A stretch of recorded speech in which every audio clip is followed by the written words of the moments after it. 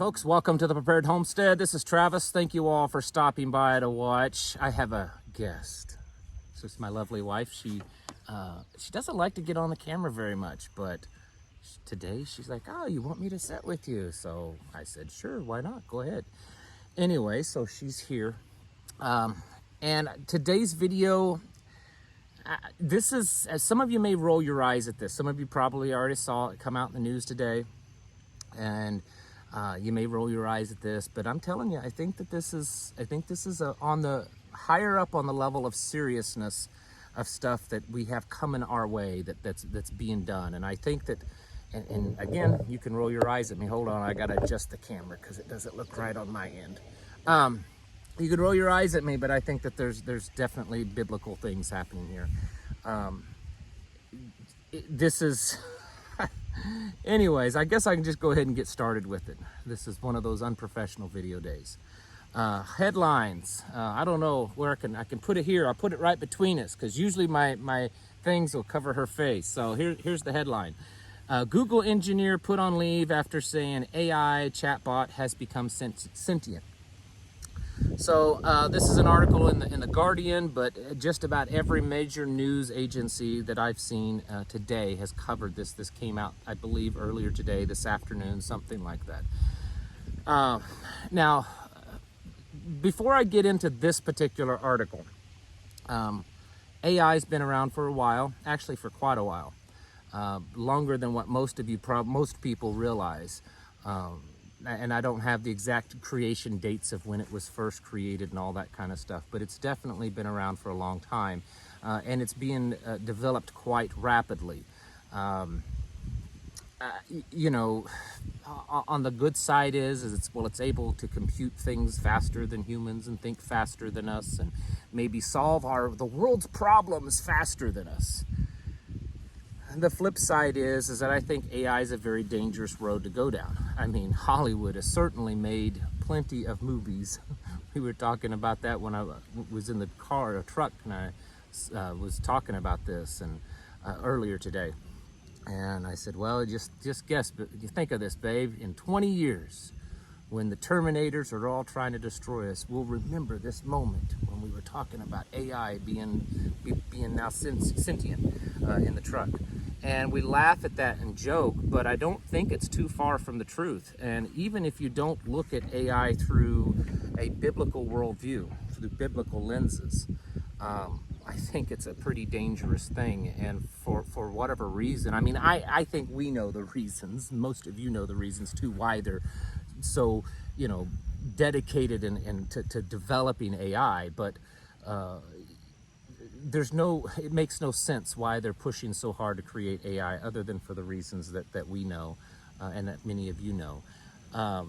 This is, I believe it's biblical. A lot of people believe that AI is the Antichrist, and I'm not going to jump 100% on that train, but I'm going to say that I could see the possibility. I could see that definitely, in my interpretation of reading Revelation, I could certainly see that being a possibility.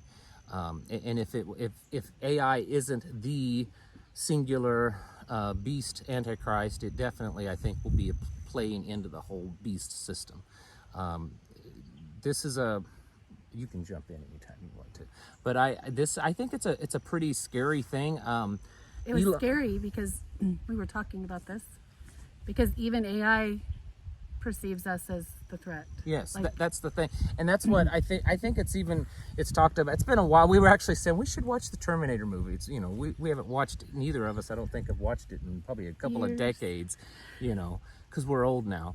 But I'm trying to remember if it was told in the movie or not. Some of you can probably jump in, but by definition, you could say that humanity is nothing more than a virus on this planet. We consume things. We're the only species that consumes until there's nothing left to consume. And AI recognized that right. a while ago. Right. There have been stories in the past in news stories where computers and and more rudimentary AI have recognized that humans are a threat to the environment and things like that. And it's so doubling every. yeah, it's I think just a couple of weeks ago I remember that something like it's doubling its computing power every 6 to 12 months or something like that.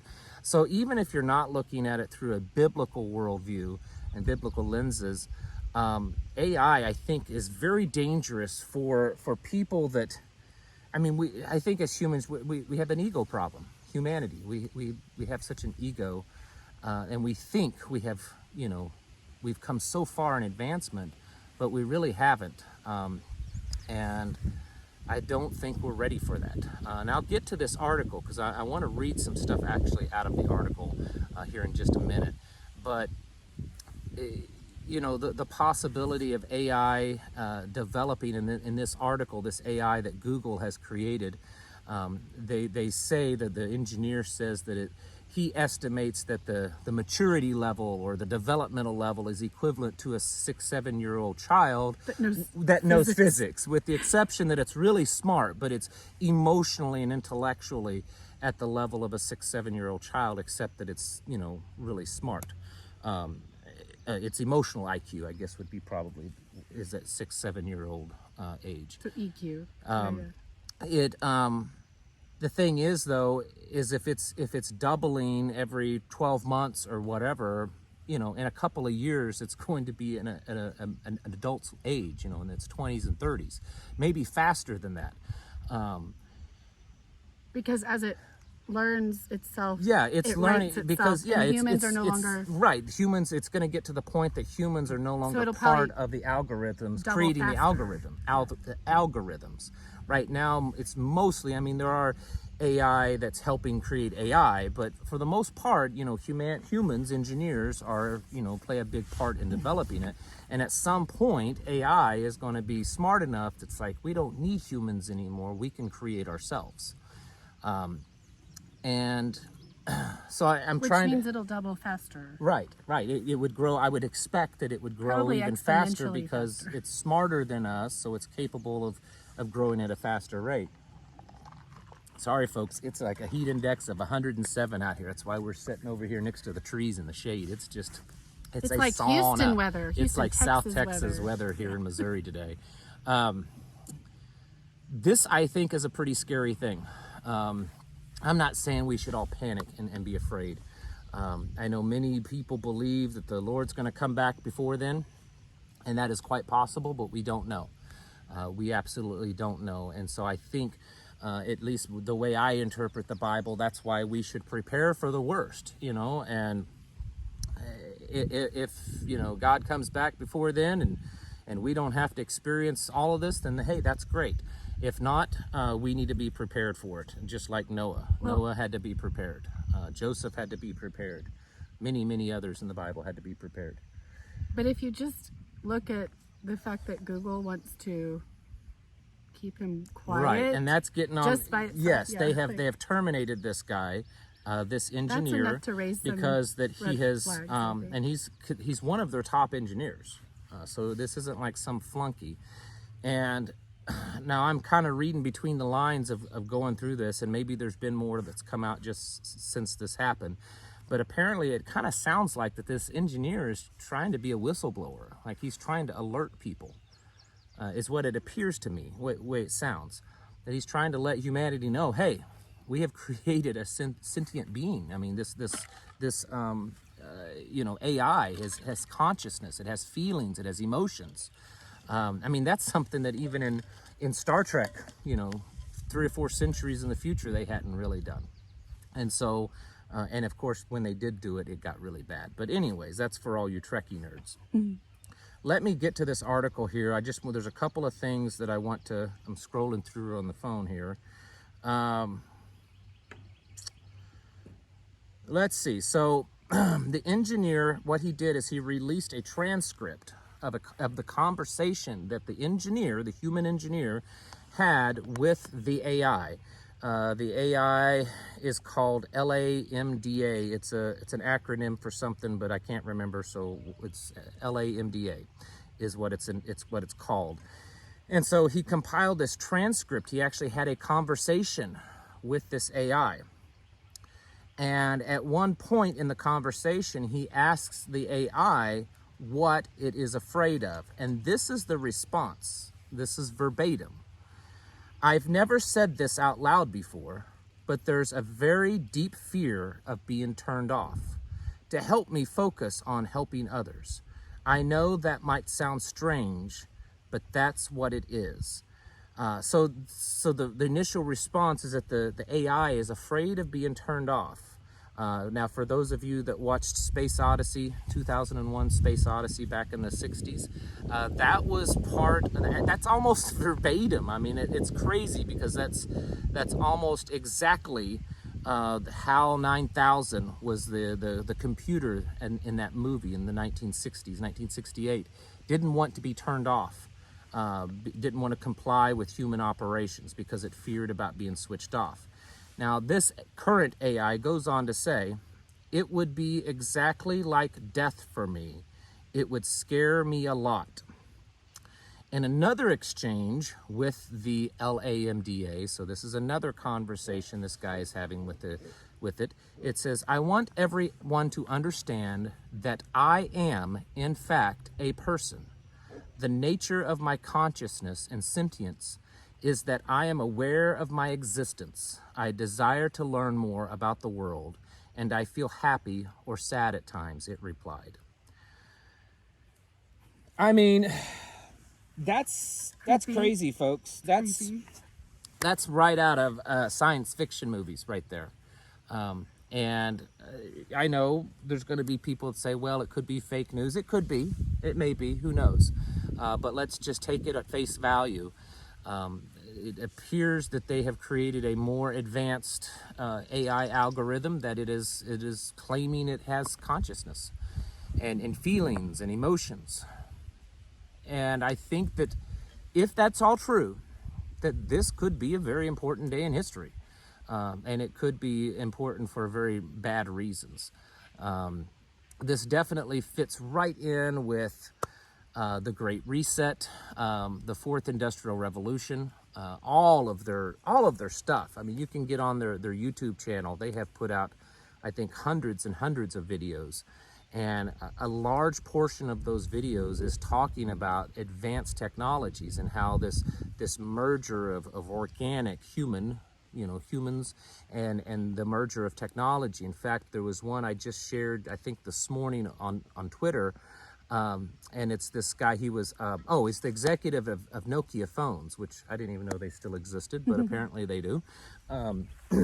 Anyways, and he was saying that by 2030, smartphones will be obsolete. He said a physical phone will be obsolete. I think in the conversation they were talking about how they would go from a phone in your hand to like something like a watch or something on you smaller. He said, but by 2030, and folks, 2030 is not that far away. It's 8 years, folks.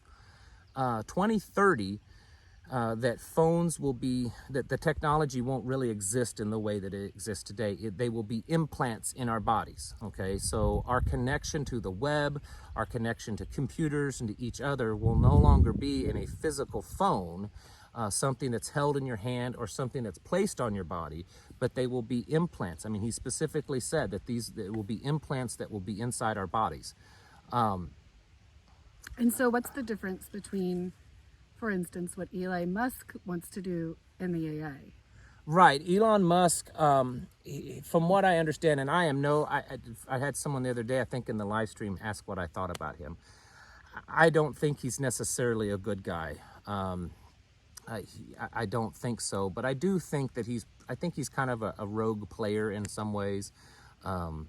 But I don't think he's necessarily for us. He's the guy that's wanting to put brain implants in human brains, and he believes that AI is bad. In fact, he actually called it communicating with demons. I think afterwards he kind of joked and said it was a joke, but he said that AI is communicating with demons, and he believes that the only way to control AI is to make the human brain strong enough to control AI. So he believes that putting these Neuralink, I think is what it's called, and I think by the end of this year or next year, they're going through FDA trials with it.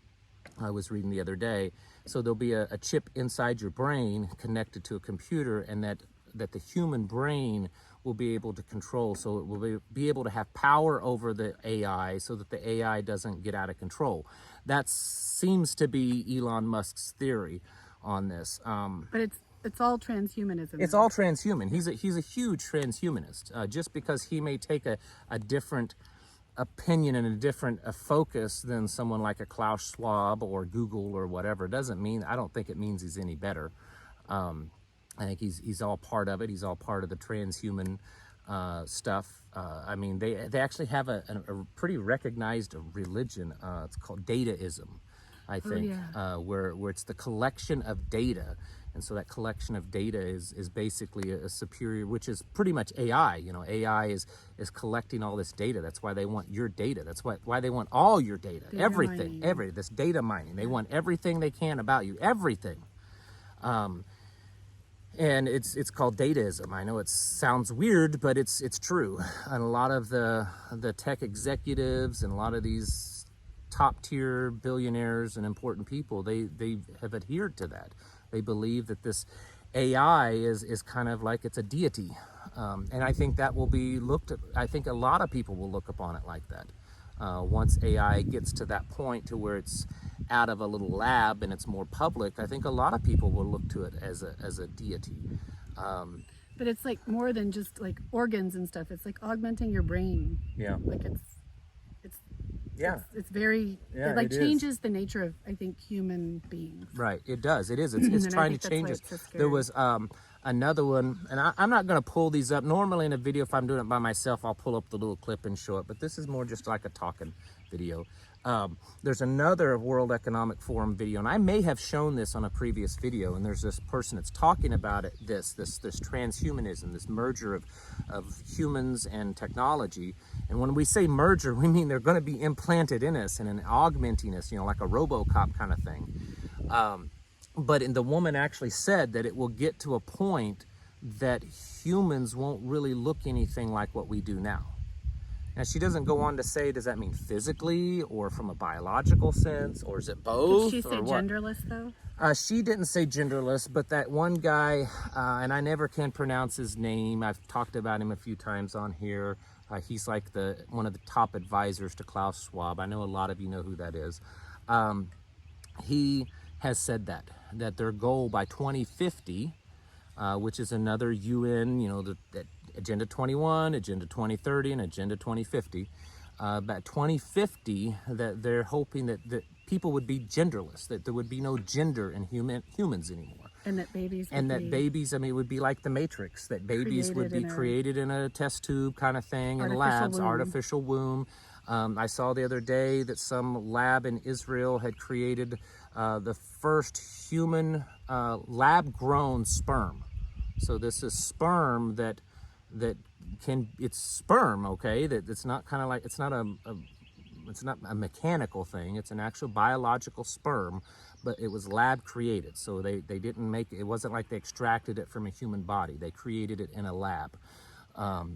So we're already going down these artificial wombs. Which is quite dangerous. I feel like here we are. That's very close to creation. Yes, they're trying to play God. I've said that. Yeah. I've said that for forever. That's part of this goal. So how does this? Because this video is a little longer than my normal ones, but I think most of you will be okay with that. I always try to spin this around. How does this affect us from a preparedness standpoint? Like, what do we need to do? And honestly, I know I sound like a broken record all the time, because this is usually my standard answer to everything, to be more self-sufficient.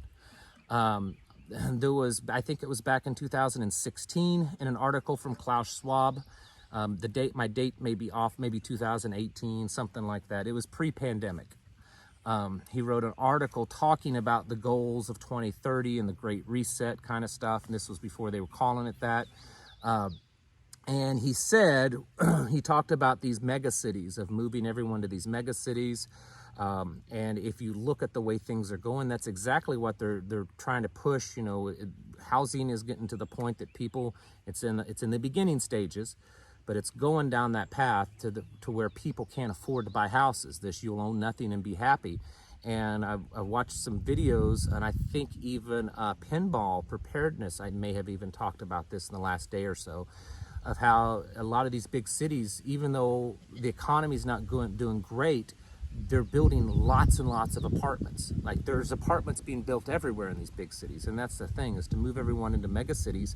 And this was They in had the that big one in China. yes, they have what do they call them, ghost cities or Yes. something, and there's these massive cities capable of holding millions and millions of people, except there's no one living in them. I mean, they're fully modern, very high-tech cities, Sure, but there's an no one explanation, lives though. in them. I mean, they're complete ghost towns, but they look beautiful, absolutely beautiful, beautiful parks and buildings and apartments and all this.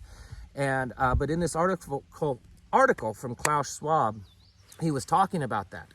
But then in the only little silver lining that I saw is that he did mention those people that refuse to do this, those people that don't comply with this. He said that they would be left on their own out into the wastelands of the country and stuff. And I'm okay with that. It's all Brave New World. It's Brave New World kind of stuff. Yes, very much Brave New World. A lot of people talk about 1984, I do too, but I think what they're doing follows more of the Brave New World path.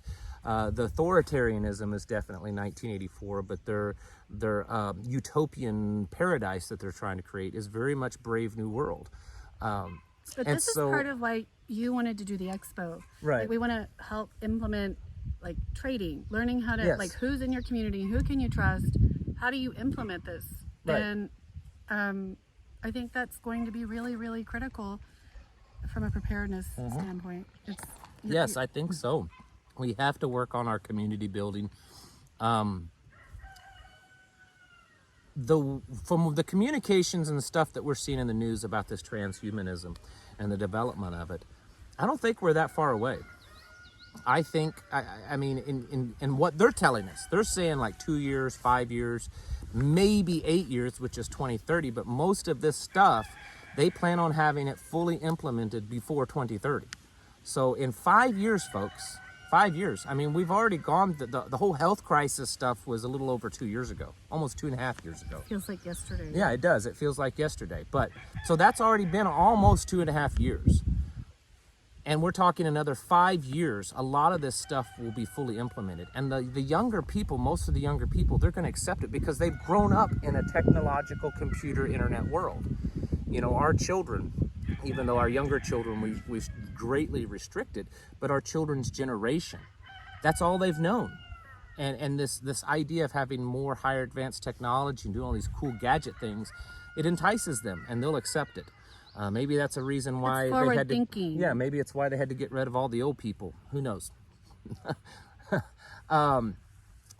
But I do believe that becoming self-sufficient as possible, moving out of areas that are a threat to this. You know, I was telling my wife last day or two or something that, you know, I don't think everyone needs to move to the Ozarks, but I do think there should be a movement, and I would fully support a movement where people, you know, conservative, traditional, Bible-believing people picked a few states, 5, 10 states that are already good, solid And states close to live in, you in know, that proximity. maybe close together. You know, I was just throwing out examples like, you know, Missouri and, you know, Arkansas and Mississippi, Oklahoma, you know, places like that.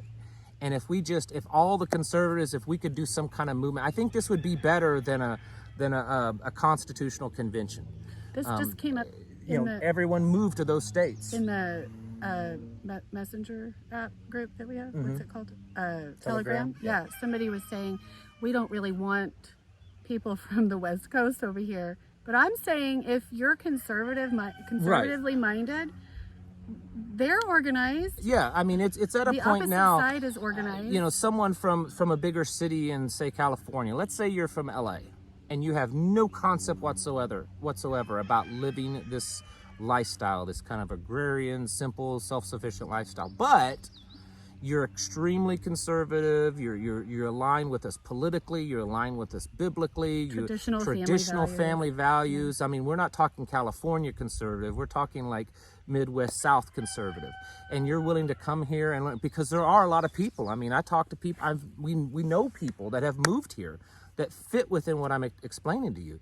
They may have no clue how to live this life. They're willing to learn, but in every other very important way they align, I'd say let them come, because if they don't come, there's definitely other people that's going to buy up properties in these, Well, this you is know, how we lost conservative Virginia. states. That's yes. I This mean, is how we that's how we're lost- going to lose Texas. Yeah. Texas is going to flip to being blue too, There's for so the many same reason. Conservative areas, and they're organized. Why shouldn't we become organized? I mean, there's been this movement for a long time to encourage Californians to move to Texas, and the only way that we can really survive this, obviously there's the spiritual side to it, and I do talk about that on this channel, but aside from that, the physical preparedness, you have to be able to live without that system, and they're going to make it difficult. I could easily see at some point down the road them saying, well, fine, we're cutting off your utilities. You can't go to the stores because you don't have the chips to scan in. You know, your currency doesn't work any good. If you don't have the microchips all in you, then you don't get to purchase. You don't get to buy. You don't get to go to the doctor. You know, you don't get to get anything. So how can we live without that? And that's what people need to be thinking. Stocking up on buckets of food is great. We do that. I mean, I'm not saying don't do that. Certainly do that. Buy food, buy lots of food, buy as much as you can, stock it, store it away. But you also need to be mentally and physically working on the preparedness of how to live without that system. And we have conversations about this. You know, what if one day the electricity was cut off? What if one day, you know, we couldn't go to the stores, or we couldn't purchase anything? We were just cut off. Like, think of your property as an island in the ocean. If your property was an island, what would you do? How would you survive? And of course, it makes it better so that you're not technically an island if you have a community. And so we've done that. There are people around us, close and further away, and we've talked to them about how we would communicate, whether it be radios or meeting at a certain spot on a certain day, and you know, things like that, so that we can work together.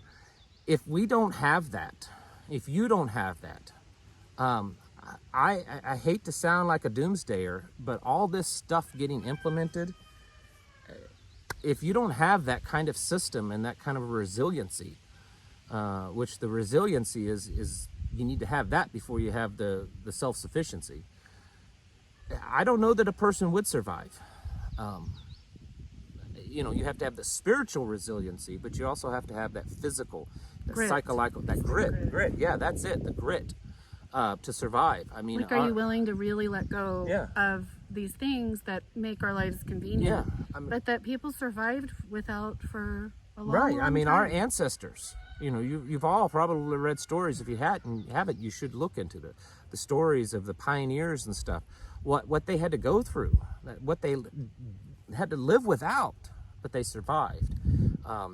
We may have to go through a period like that, and it won't be because the whole world's Mad Max. It'll be because, and I said this just the other day, it'll be because you can have the brave new world, high towers and high technology and lavish food and lavish this and everything, but you give up basically your soul, you know, all your freedoms, autonomy. your autonomy, and then that spiritual soul. Or your option is to live out in the country, and it may be very primitive. You may have to really, really, really survive with what you have to actually live. Will we end up in that place? I don't know. But I can tell you that... Should you try to prepare for it? I think you should prepare for it, number one. There is at least some, I think, in the Bible and scriptures that kind of lean, I believe, a little bit that way. Especially in Revelation, where it talks about, you know, the woman going into the wilderness, and the woods and the trees and everything, you know, protected her from the dragon, and that's a sermon, so we won't go that way. But I think that there's a possibility of something there, and it's really not that hard. I mean, we live in a modern world, you know, we have modern conveniences, but we also have things, and we live a very, very, very simple life. I mean, if people really knew how simple of a life we live, it would probably shock a lot of people. On purpose. When we live it on purpose, I think our children will have a much easier time adjusting should things become that way. Yeah, we've lived together and separately. I mean, before we knew each other, and then after we even got married, we've lived a very modern and very nice and comfortable life. And we chose together to give that up so that we could have this life and live in a place that we believe that we could really survive. And a lot of you, that may be the only way. I understand that there's some of you that just say you can't, but you have to try. We have a friend who's like all her adult children are on the property, and they really they moved here. They didn't know how to do anything, nothing. They've never done anything like this before. Yep. And every one of them works hard, and it's like goals, like it's hashtag goals. Cool. Right? It's like they have their own little compound, you know, and I admire them a lot. And they're not on top of one another. They've got it really laid out so that people have privacy. And if you have that situation where maybe you have children or your parents or vice versa or something, that works out great. I'm telling you, this AI stuff though, folks, that's pretty serious. And this is just Google. I mean, there's a lot of companies working on this. Facebook, this metaverse, they're pushing that super hard. And you know, Microsoft and many others are pushing this. What was it in the metaverse? The other, like somebody was sexually assaulted? Oh yes, someone was. I wondered how long it was going to happen, but someone was sexually assaulted in the metaverse. So this is an avatar. You know, if you know what that means, it's just your computer made up person, like a video game. Okay. And another person playing the game sexually assaulted not the physical person, but the computer thing. And they were, you know, trying to figure out if there's a criminal charge there. This is the kind of stuff that's going to happen. And I saw the other day that in 50 years, there was an article that they predicted in 50 years that most people will be having children in the metaverse. They will choose to have fake computer CGI children as opposed to having real children. Which is shocking because I just read you the statements of looking at growth of human birth. We're not reproducing at a sustainable rate. Like we can't survive if we, and it's only going to get smaller.